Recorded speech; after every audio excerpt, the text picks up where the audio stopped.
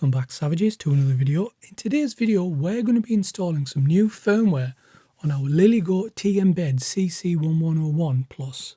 In a previous video we did a full unboxing of this device and also had a look at the stock firmware. Since then I wanted to explore the market and see if there was any other open source firmware that we could actually install on the device.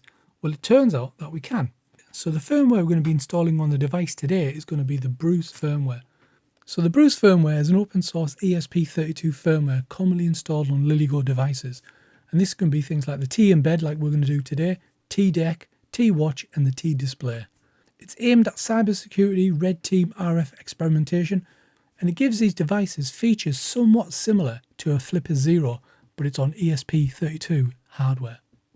So the first thing we're going to do is install the Bruce firmware on our device, and the way to do that is to do it through their website because they actually have a flasher on there.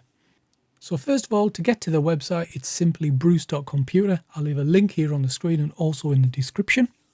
Once you're on the website, there's a tab at the top called Install. Click on that. I think it's fantastic that they've got the software built into the website. It just takes a hassle out of installing the software and it just makes it that much more user-friendly. So the first thing we're going to do is connect the T-Embed Plus to our computer, and you can do that using a USB-C cable. Please make sure when you're connecting the cable that it's a data cable capable of transmitting data. You don't want just a charger cable. So the T-Embed Plus is connected. The next thing we do is select the release. I'm just going to go for the latest, which is 1.15 at the time of this video, and leave that. It's got the date release right there. Sometimes when there's newer versions out, you can click on beta, check the date, and if you want the latest features to test out, you can always choose that. But for now, for the purpose of this video, we'll just use the latest stable release. The next step is to select the device manufacturer. In our case, it's the LILYGo, so we'll go ahead and click on that. We now get a sub-menu if we just scroll down. From here, you need to select the device. In our case, the closest match is this one right here, which is the LILYGo T-Embed CC1101. Even though we've got the Plus model, this is the one we're going to be using. Scroll down a bit further and we're just going to click on connect to device. If you had your own flasher, you can download the bin file, but we're going to be using a web one just to make it nice and easy. So we just click on connect to device. Once you've clicked that button, you should get a pop-up just displaying what devices are connected to your computer. Yours will be different from mine, but it's likely to be something which says USB JTAG. So we'll click on that and click on connect. And if it's successfully connected, you'll get something like this. So we're going to go ahead and install on this device. You've got an option here to erase the device before installing it. All the data will be lost. So if you've got other firmware on there and you want to make sure it's starting from scratch, it's probably worth doing. So I'm going to do that. Click on next. And for this final step, just click on the install button and we should be good to go. So the first step is erasing it. And now it's just installing it, and you get a nice little progress bar as well. I like what it says there, wrapping up, that's nice. And there we go, installation is complete. So that's the firmware installation side of things done. And as you can see, it is super easy using the web flasher. You don't need to download any bin files, it can be all done through their website. So well done to them for doing that. So the next thing we're going to do is switch to a camera, and I'm going to show you exactly what's included on the Bruce firmware. So here we are at the T-Embed, and it's got this nice kind of purple theme as default. I've turned off the LED wheel because it was quite distracting on the camera, but you can change all the colours on the wheel if you want to as well, and we'll come to that shortly. So first of all, we've got the clock, and the back button's just here on the top. You just use the wheel to toggle between the menus, which is nice and easy. So if we go in others, there's something called QR codes, and you've got various ones right there. Bruce Wiki, get the QR code for that. Megalodon, that's a little game. Let's have a fish. Enough of that.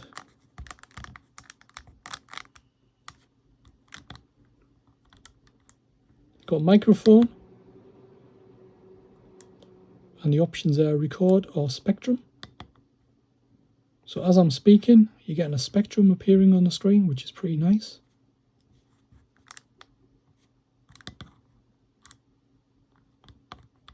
Or if you just want to record, you can start a recording just there as well.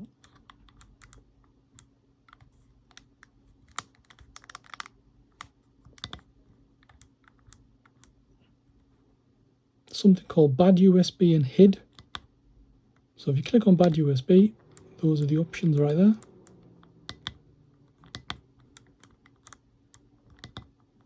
Click on USB keyboard. Those are the options.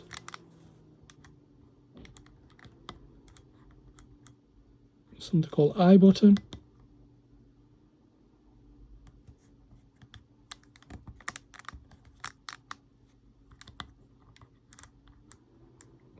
And that's it for others. Next up, there's a config, and you can change the display and user interface and change the brightness, for example. Dim the time, orientation, user interface colors and themes. Just go back. LED config, you can change the colors and the effects and brightness just here.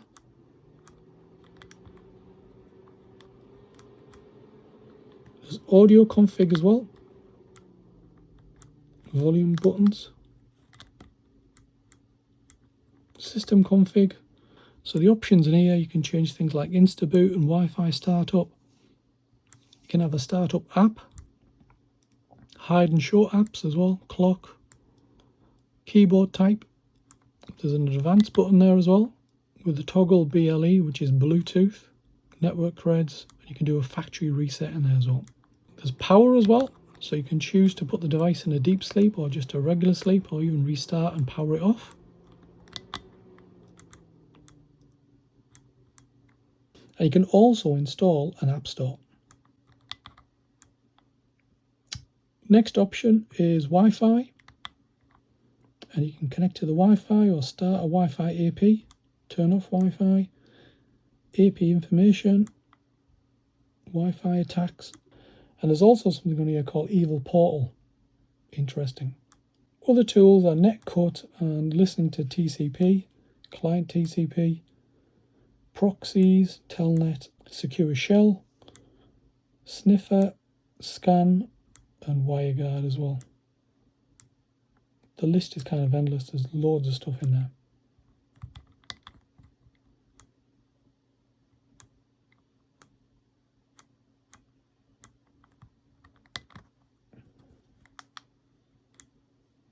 Next up is a Bluetooth menu.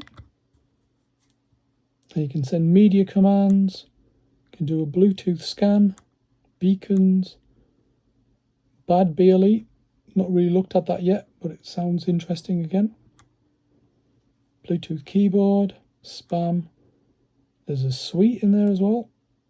9-bot, and back to the main menu. Next up, we've got RF. You can do scan copy, record raw signals, custom sub-gigahertz, spectrum,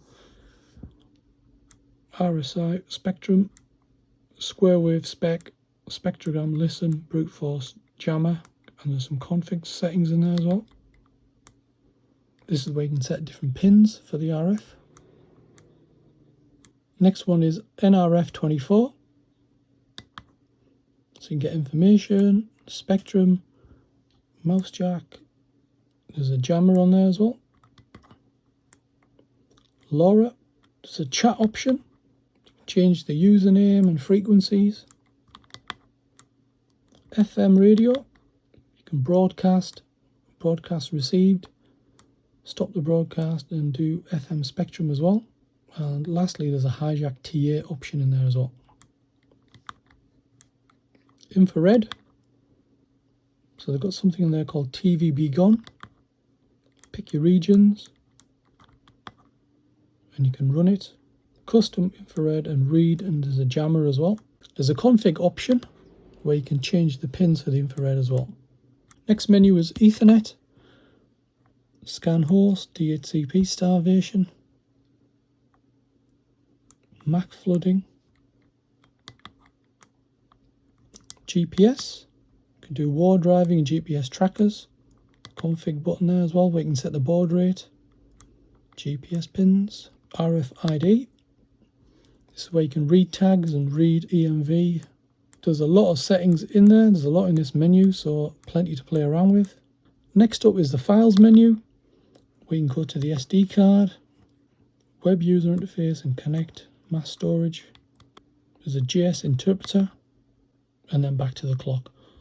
So obviously this is a work in progress, but I just wanted to show you exactly what is included in the 1.15 firmware, which is at the current time of this video, the most recent one.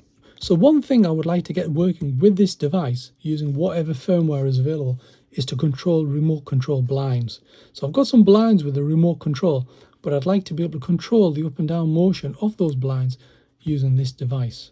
Now at the moment I haven't been able to do that, but what I have been able to do is to be able to jam the signal that transmits from the remote control to the receiver on the blinds to stop the actual controls from working. So I'm going to give you a quick demo of that right now. So this is the remote control for the blinds.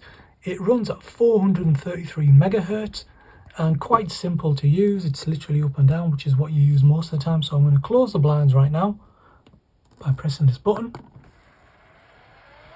And they're going to come down. Okay, there we go. So that's the bottom of the blinds right there. Now if I press the up button, they'll start going up. I'm going to stop that and we're going to bring them down. So here's the experiment we're going to do. We're going to try and use the jammer. So I've got the blinds all the way down. I'm going to go into the LILYGo and click on the RF menu. Scroll up to jammer and we're going to select noise storm. Put that down there. So we're pressing the up button and as you can see nothing is happening. So that has successfully jammed this signal. So there you go, savages. That was a quick rundown of the Bruce firmware and how to install it on a LILYGo T-Embed CC1101 Plus. In terms of the experiment to try and control the electronic blinds, I couldn't do it with this firmware at the moment, but that's not to say it can't be done in the future. We did manage to block the signal, so at least we know that part of it does work. I'll leave links in the description to the actual firmware flasher as well as the Discord for the Bruce firmware. As mentioned, this is a work in progress, it's open source, so expect new updates and new features to be added all the time. I'll leave links in the description to where you can buy the T-Embed. If you have any questions, please let me know in the comment section below. Otherwise, please subscribe, like and share. Thanks for watching, and I'll see you savages on the next one.